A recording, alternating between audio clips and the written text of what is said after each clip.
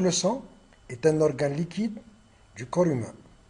Sa fonction principale, c'est de transporter les nombreuses substances à travers le corps humain, et ce via le système vasculaire.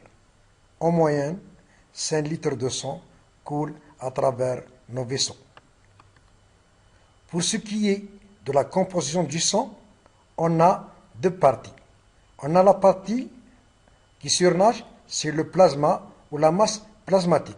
Elle est de 50% du total de volume sanguin.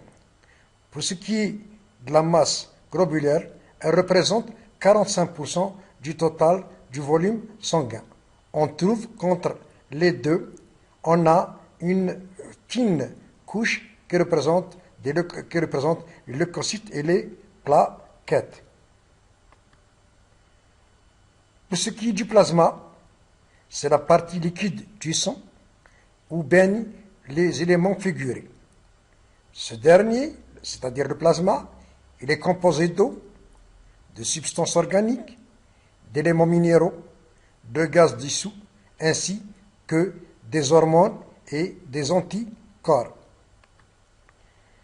Pour ce qui est des éléments figurés, on a de trois sortes.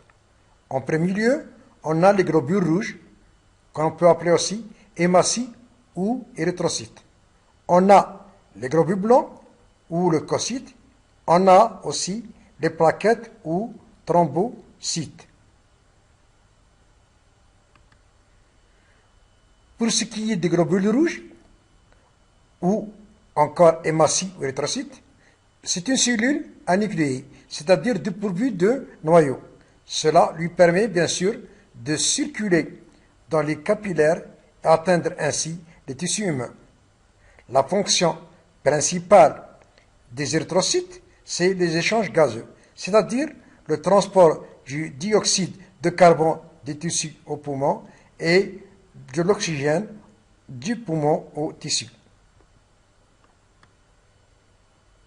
Ces échanges gazeux se font grâce au composant principal qui est l'hémoglobine et surtout à l'un des constituants qui est l'hème. Le globule rouge contient aussi des enzymes dont le rôle est de produire de l'énergie par catabolisme du glucose et permet ainsi de faire vivre ces globules rouges pour une durée de vie de 120 jours. Les normes de globules rouges, généralement, c'est entre 4 millions à 5 millions 500 par millimètre cube, mais il faut y tenir compte du sexe et de l'âge du patient. Les plaquettes, c'est des petites lamelles qui circulent dans le sang. La fonction ou le rôle fondamental, c'est au niveau de l'hémostase.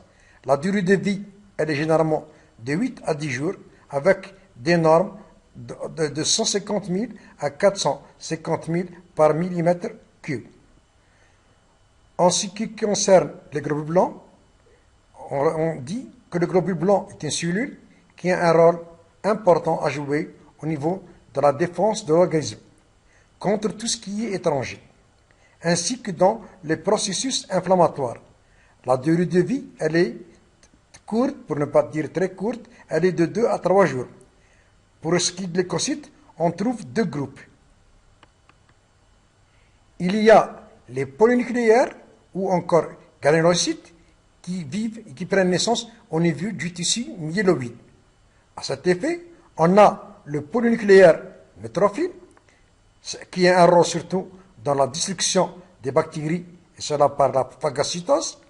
On a les polynucléaires basophiles, qui participent à certaines réactions allergiques. On a les éosinophiles ou polynucléaires éosinophiles, qui sont destinés à la destruction de certains parasites.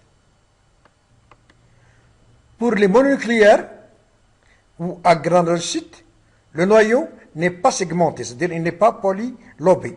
On distingue les monocytes qui jouent un rôle dans les phénomènes immunitaires, ainsi que les lymphocytes qui jouent aussi un rôle fondamental dans le domaine ou dans les phénomènes de défense immunitaire, soit par production des anticorps par les lymphocytes B ou encore dans la médiation cellulaire par les T. Merci pour votre attention.